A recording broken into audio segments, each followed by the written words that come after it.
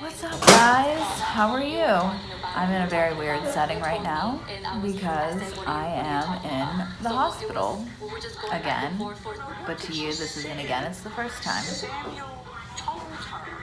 So, we are at one of the local hospitals, and so let's rewind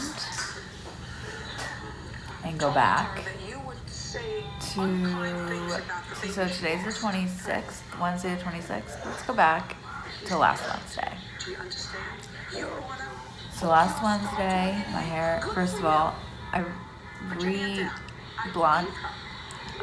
it blonde, but it's so gold, but I haven't gotten a chance to tone it yet because I'm here. Maybe this angle's better. I don't think there's a good angle for this. So I thought I had a stomach ulcer last Wednesday. So I got up, we went to the hospital because I thought it was like a bursting stomach ulcer.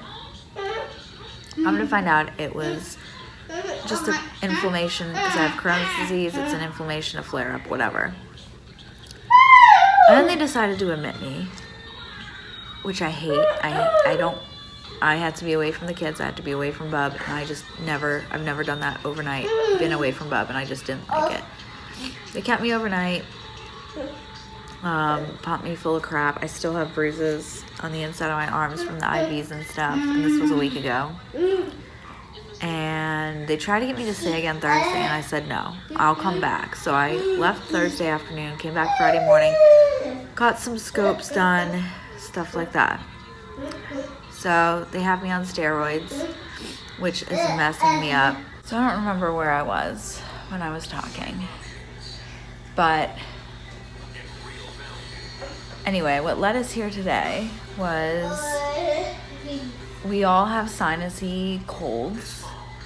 And this morning at like 3:30 in the morning, Bub woke up and was super whiny and like could barely breathe, and he gets a lot of like congestion. Like when he gets a cold, he gets congestion. So at first I wasn't gonna take him to the doctor, and then I was like, all right, well, I'll just take him to the walk-in clinic at like 8 a.m. Well, at like 6 a.m. I gave him a nice warm bath, and then we sat in the bathroom while it steamed up, and he seemed better, and he fell asleep for like an hour without interruption. And then I got up to get Addie ready for school and got to get him ready to go to the clinic, or the walk-in hours at his doctor's office. And he just was struggling again, and we got to the doctor's office, and they gave him a breathing treatment. Sit down. They gave him a breathing treatment, a steroid shot, because he wouldn't take liquid medicine. And they didn't like how he was breathing, so they sent us to the emergency room. They sent us by ambulance to the emergency room. So I had to leave my car at the doctor's office and ride in the ambulance to the hospital. We got here at like 9:30 in the morning. So we got here at 9:30 in the morning. They gave him some more treatments, and I thought we were going to be good to go home. And then at like 1 o'clock, they decided that they're going to admit him, which meant he had to not only miss today's therapy, but let's backtrack. He missed last Wednesday, last Thursday, and last Friday therapy because of my health issues. And then today, Wednesday, he missed therapy. And then tomorrow he's missing school again, which he missed last week. So that's frustrating. And he has a fundraiser due, so I have to make a special trip to the school on Friday, or tomorrow, depending on what time we leave, just to drop off the fundraiser form because it's due Friday. I had things to do today. I was going to take him to get lunch. I had to go to the bank. I had to get gas. It's just little things that I couldn't do. So they told us we were staying at the hospital, but I brought nothing. I went to the doctor's office thinking it was going to be like a checkup, like, he's sick. Okay. No. I literally like grabbed the phone cord out of my car, just the like cable, hoping that I could find something with a plug that I could use to charge my phone, because I couldn't even charge my phone. Like, Bub was up pretty much the whole night since like 3:30, so he was on my phone from like 5:30 to 7. So they're keeping us overnight to do nebulizer treatments every 2 hours, and then tomorrow they've already like started the paperwork to get us our own nebulizer. And basically he has like asthmatic tendencies when he gets colds and wheezing. And so he has a predisposition to lung issues, I guess, that happen when he gets a cold and that is triggered when he gets a cold. So basically he'll have to use a nebulizer whenever he has a cold, in like anytime, I guess, but mostly in the cooler months when he gets colds more often, to prevent lung issues. Now if you see him, he's fine. I mean, he's not fine. He has a cold. But like, compared to this morning, he's fine. So now it's kind of frustrating because he's acting foolish, running around. Like I said, I brought nothing with me. So I had to have some people go get my car, pick it up from the doctor's office. I'm shaking so bad. So my car needed picked up from the doctor's office, and it needs brought here to the hospital so I have a way to get home tomorrow because nobody can pick me up. And then his dad's bringing the tablet, the iPad, and his communication device. No, say hi. Hi. Now, hold on a second. He's bringing the tablet, the communication device, the iPad, the chargers, his milk cup, his Pediasure, his Jaffe. Like, we don't even have that because I was just going to the doctor and coming back. And like my meds, I didn't even take. I think that's where I left off from the last clip. I'm on steroids, and you have to take those every single day, and I didn't take mine yet because I'm not home. It's just a pain. And to see how he's acting makes me more frustrated that I'm stuck here. On the upside, we have our own room, like a private room. So there's closets, bathroom, chair. I'm sitting on my bed. His bed. 2 TVs. So that's good at least. I don't know what kind of bad karma I have. I was in the hospital. And the hospital emergency room that I was in last Wednesday was the exact room we were in today, almost at the exact same time. So, all of his things were just dropped off. So he's got his device. He's got his iPad, so I can have my phone back, and I don't gotta share it. I've got my nice long 10-foot charger, so I can sit with my phone plugged in and not next to the table. And now it's 7:15, and we just sit here now for the rest of the night. Applesauce. I don't know. He's so full of energy. Like, I don't want him to be sick. But like, he's acting so normal. Not hopefully, but maybe he'll be like more miserable overnight when he's sleeping. But he'll be getting a nebulizer. I think I already said this, but he'll be getting a nebulizer at home. So hopefully we don't have to make these trips anymore, and I just give him his nebulizer. Yeah. There's a nice view outside. It's purple-ish sky. Yeah. Looks. What's up, guys? So it's a few hours later. It's probably 4 hours later, I think. So it's 11:15. Bub's usually asleep by now. I'm trying to get him to go to sleep. It's not working. We are sharing this tiny bed because he refuses to sleep in his hospital bed or his like little bed. He's afraid to. I think he thinks like, I don't know, they're gonna do stuff to him. And I should have gotten him a crib instead of a toddler bed because the crib, like, the bars go up way higher and you could have, like, just made him stay in there. But it's super dangerous, so I can't even just leave him in there and go to sleep. He'll climb out or fall. No, he'll fall out. He won't climb out. He's tired. But he's obsessing over this security band that's on his foot. So, like, they put it on you. They put it on you, and it goes off if it comes off. It, like, alarms the floor, and then, like, if you walk past a certain point, it alarms you. So it means the kid can't leave or get stolen. But, terminal form of cancer. Davis has no way to pay for his funeral, so he was forced to sell everything he owns. Davis has been holding a yard sale for weeks now. He tries to do them every weekend. He's able to do them. somehow this magician slipped out of his. Like, I was sitting here FaceTiming his dad, and all of a sudden, like, I hear this alarm thing going off, and I thought it was his iPad. Thought it was like a show he was watching. And the nurse came in.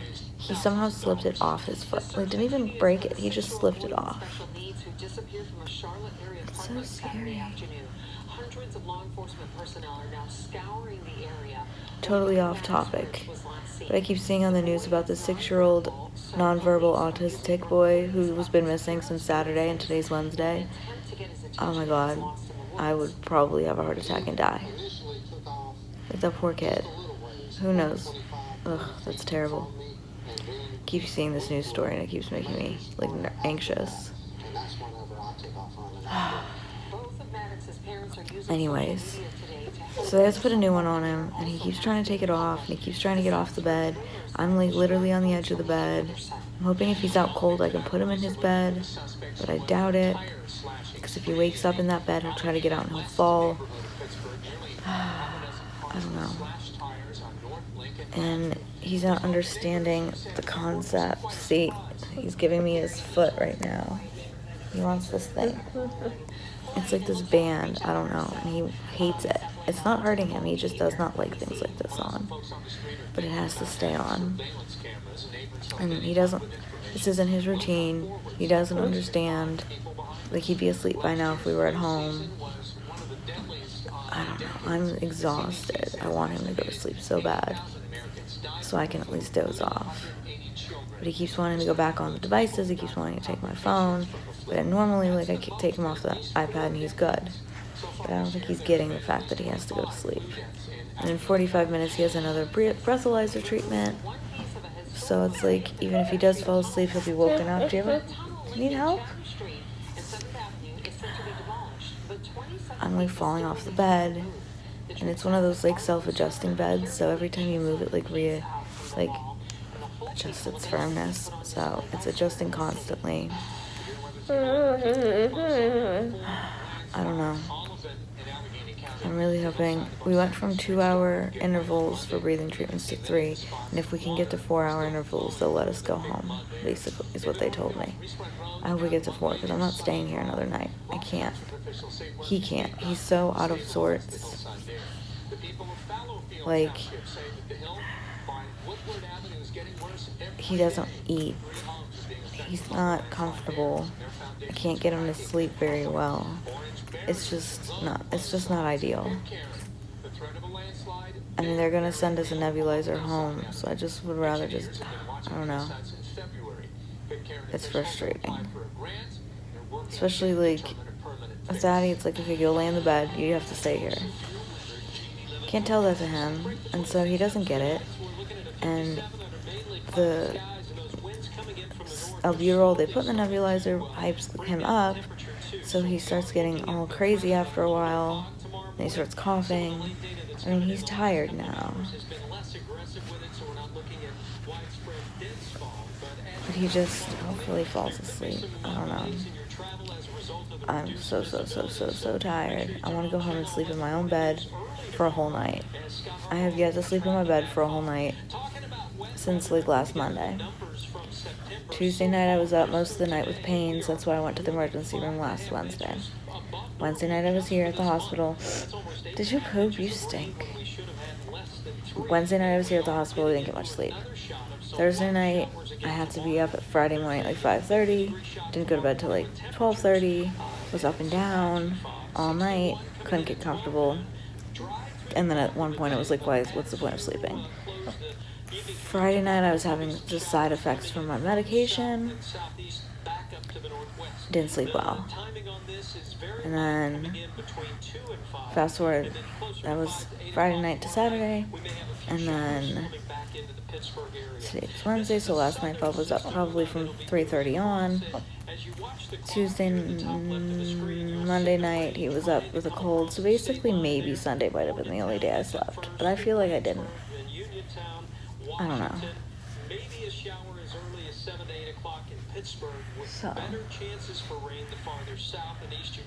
I like need my nightlight, my music, or my sound machine to sleep properly because I'm a child.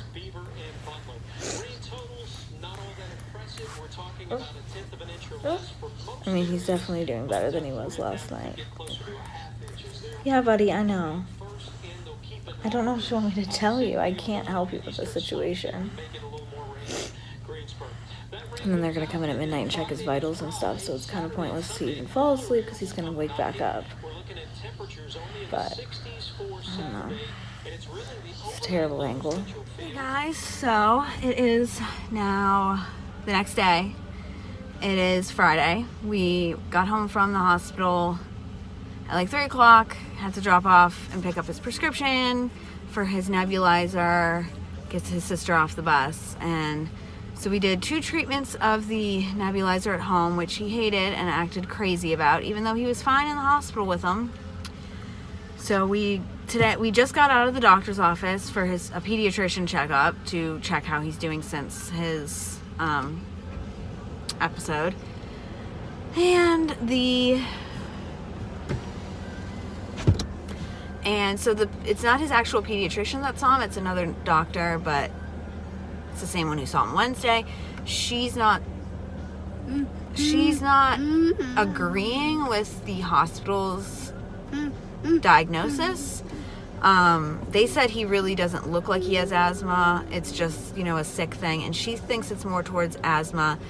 But only cold-induced still. She still thinks it's only a cold-induced thing. But unfortunately, because his lungs aren't clearing as nicely as she wants, he had to do a breathing treatment in the doctor's office. And so in 4 hours, I have to do another one at home. And then every 4 hours for the next 2 days. Unless he's asleep and he's calm and not coughing. But she also now wants him on a steroid inhaler. So he'll be taking that once a day, 2 puffs every day for like a month. And then hopefully that'll clear him up and it won't be needed. If it doesn't clear him up in a month and he's still having issues, then he's going to have to be on a inhaler every single day. So I'm hoping it clears up. It's just frustrating because I'm gonna have to shove this inhaler in his mouth, close his mouth, and like pump it. And it's quicker than doing the nebulizer, but at the same time, like, it's not gonna be an easy task. He's not gonna like it and he's gonna hate it. And hopefully one day, this month that I have to keep doing it, it'll get easier, but currently I just don't see it being a good thing. Or at least an easy thing. It'll be a good thing if it helps him, but upside, we're not going back to the hospital. I said, listen, you can do whatever you want. They gave him a steroid shot because he won't take oral steroids. I said, you can do whatever you want. I'm not going back to the hospital though. So we're now going to leave the doctor's office, have to go to the bank, which is something I had to do like 2 days ago, and then stop at the pharmacy to pick up his script now for his inhaler, and then go home and eat lunch. I didn't expect to be... We were at the doctor's for like almost over an hour. So we go back to the doctor's on November 1st. We go to they get their flu shots on October 25th. And hopefully I don't go to the doctor's between now and then because I'm sick of them already. Alright, we're going now. Pharmacy. And what they did was they prescribed him an inhaler, but they prescribed like... It's called a spacer, and it's like a mask that goes over the inhaler so that it doesn't, so it's better and easier for him because he won't use it properly. This wasn't covered on insurance, so I had to pay $32 for this. $32. I mean, it's a little bit more in depth than what I thought it was, so at least it's not some like plastic piece. $32. Luckily all this was covered. Actually, it was $37, but she brought it down with my AAA card. I hope it works. I hope it's useful. I don't know. What do you want? You want some milk?